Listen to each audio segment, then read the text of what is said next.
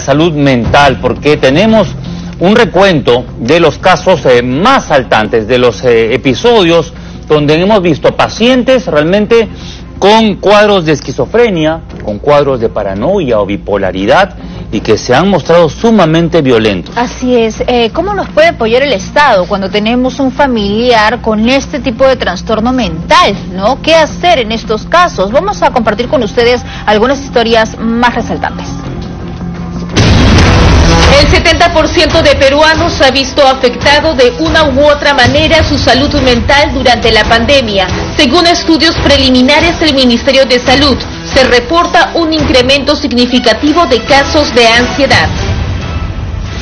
De otro lado, sin duda los casos más graves son los que corresponden a los pacientes con trastornos mentales como esquizofrenia, quienes debido a la coyuntura no han recibido la atención debida en la mayoría de las veces por problemas económicos. No le atienden y me han agredido, a su mamá lo agrede, a la gente agrede y es un peligro en la calle. En ATV Edición Matinal se han desarrollado casos de pedidos desesperados, como el de don Nicomedes Chullo, padre de un hombre con esquizofrenia. Según narró, él y su familia temen por sus vidas, debido a la violencia a la que son sometidos por parte de su hijo. La vida nuestro corre en peligro en la calle, no solamente en la calle, también en el hogar. Su vida de él mismo está en peligro, así que de inmediato alguna entidad de repente privada le puede ayudar porque ya no tenemos ni para pasaje. Semanas atrás, desde Huacho, la señora Severiana Lugo, madre de otro paciente con esquizofrenia, también hacía un llamado a las autoridades para que su hijo pueda ser internado en un centro de salud debido a que en repetidas oportunidades la había agredido. Mi hijo día y noche hace unos laberintos en la casa, rompe las cosas, hasta nos amenaza, habla un montón de cosas, lo que llega a su boca. Ayúdenme, por favor. Otro pedido llegaba desde Chancay. Elsa Carpio solicitaba celeridad en la atención de su hija, quien al padecer de esquizofrenia atentó contra su vida dentro de un hospital, donde era atendida por autolesionarse. Se tiró, se lanzó del hospital. ¿Cómo se lanzó? ¿Del segundo piso? ¿Por la ventana? ¿Qué hizo? Del primer piso de la escalera, del portón de arriba, del segundo piso. Y fue en marzo de este año en el Agustino, donde una joven vivía amarrada y encerrada dentro de su vivienda por ser considerada de peligro para su madre. Pero fueron los propios vecinos quienes alertaron de la situación y que además atendían a la paciente alcanzándole comida, ropa y artículos de limpieza por una ventana. Tras el pedido público, afortunadamente las autoridades intervinieron para socorrer a la joven. La atención de la salud mental en el país es uno de los principales pedidos de la población y de los profesionales de la salud, pero lamentablemente los esfuerzos no son lo suficientes para atender casos como los presentados, que son solo una muestra de lo que viven cientos de familias en todo el país.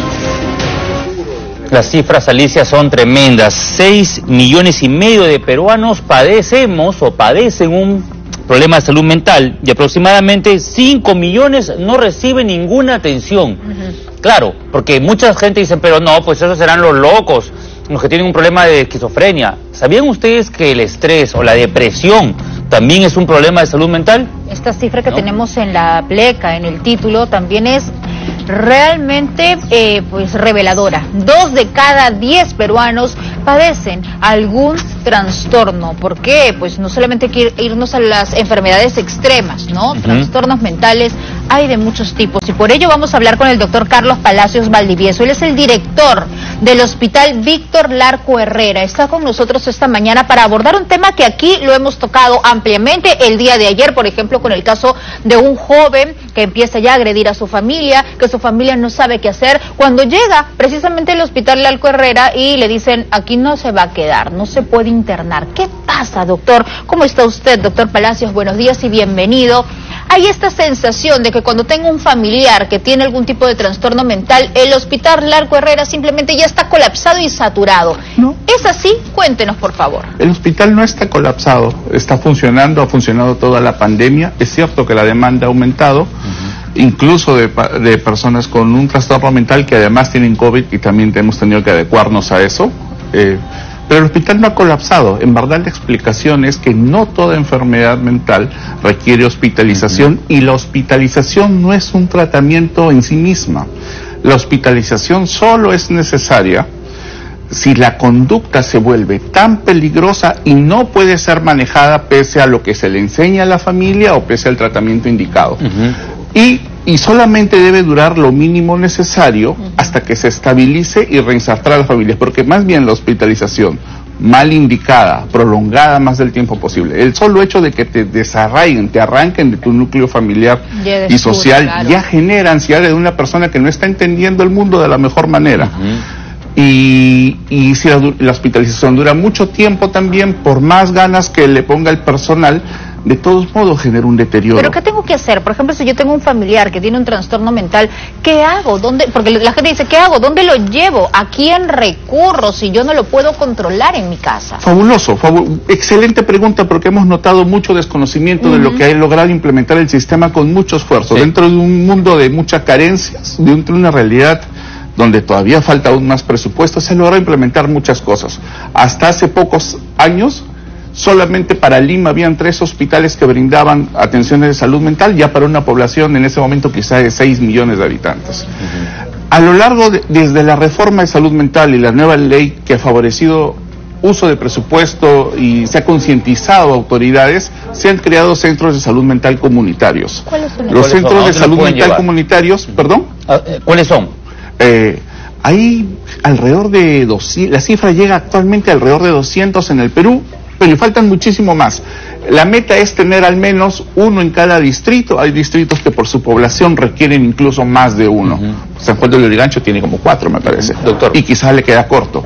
¿Qué es el Centro de Salud Mental Comunitario? Es una institución del Ministerio de Salud con un equipo multidisciplinario de psiquiatras, psicólogos, enfermeras, trabajadoras sociales, tecnólogos, rehabilitadores, que brindan la atención cercana a ti, para que no haya la dificultad de la movilización, tengas al precio del Ministerio de Salud, con la cobertura del Seguro Integral de Salud, si es que estás cubierto, ¿no? Entonces tenemos que buscar el Centro de Salud Comunitario. Y el sistema funciona como una red, además. Si por ahí se descubre que se necesita más, hay presentaciones más complejas que otras, pueden requerir a un hospital o una institución. Ayer veíamos el caso, doctor, de unos padres ancianos que tenían, mayores, que tenían un hijo con esquizofrenia. El hijo había recibido un tratamiento, ¿no?, que tenía que cumplir en casa. Pero, ¿qué puede hacer un padre mayor, adulto mayor, con un hijo joven, fuerte, con problemas de salud mental, esquizofrénico,